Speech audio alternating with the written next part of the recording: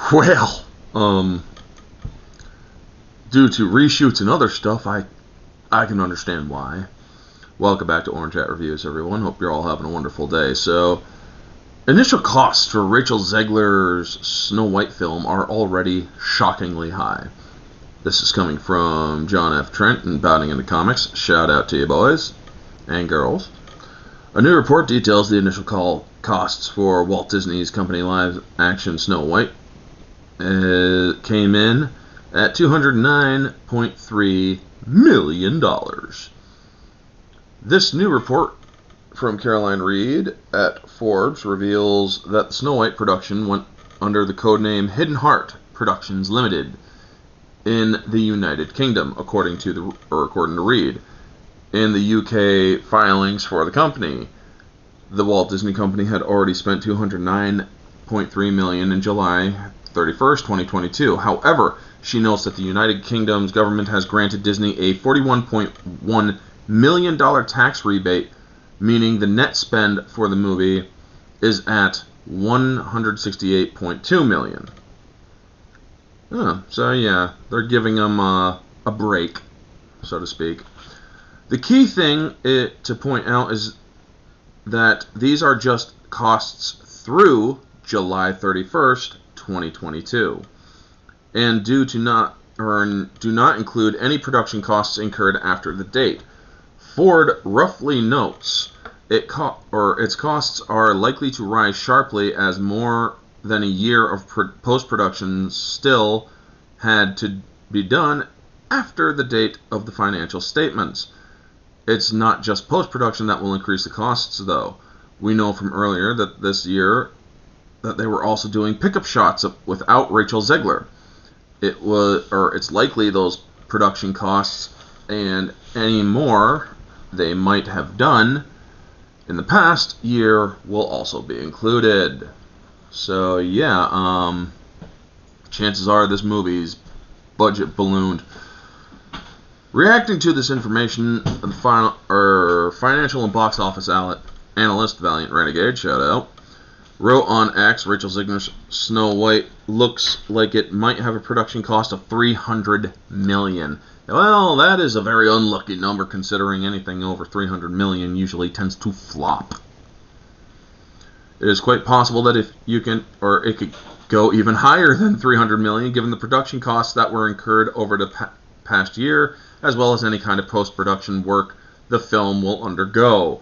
Yeah, like taking those 7 crackheads or mythological creatures or whatever you want to call them, and if you want to turn them into dwarves, turn them in, or you're going to have to shrink them.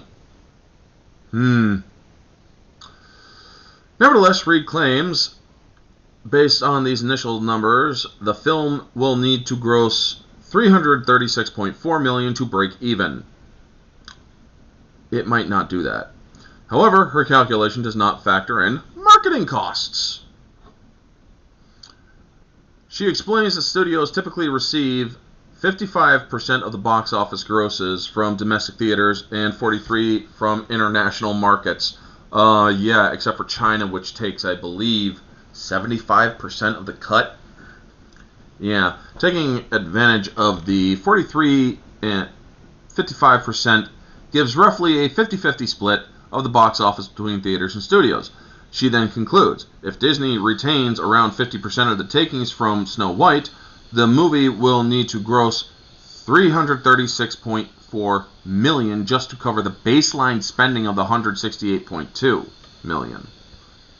However, as noted above, given there are clearly quite a bit of production costs that are likely to still come in as well as post-production, the marketing one could see the film needing to bring in at least $750 million at the box office. And that's using a conservative 2.5 times factor for Valiant Renegade's $300 million minimum production.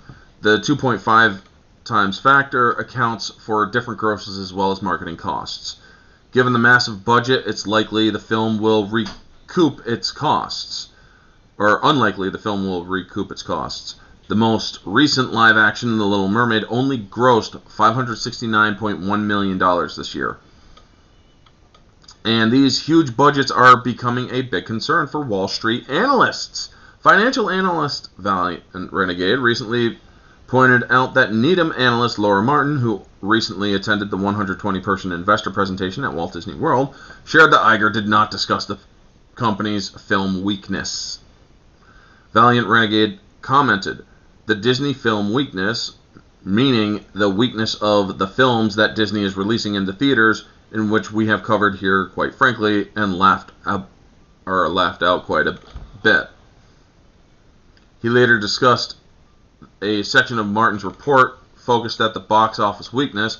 Martin explained that Iger did address the company's box office problem, but his solution is cutting back on the amount of Marvel movies and TV shows being produced, as well as cutting back how much they cost.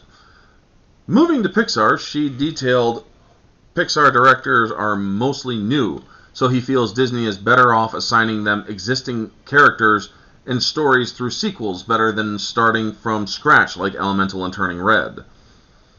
Commenting on the Valiant Renegade stated, "Oh great, hand very popular money machine Pixar IPs to lackeys that don't know their asses from a hole in the ground." I'm using the term asses, not butt, because, well, I'm an adult.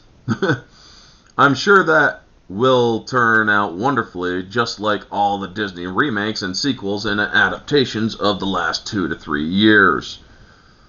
What do you make of the already massive production budget for the live-action Snow White starring Rachel Zegler? I think that if it is $300 million, this movie is an automatic flop.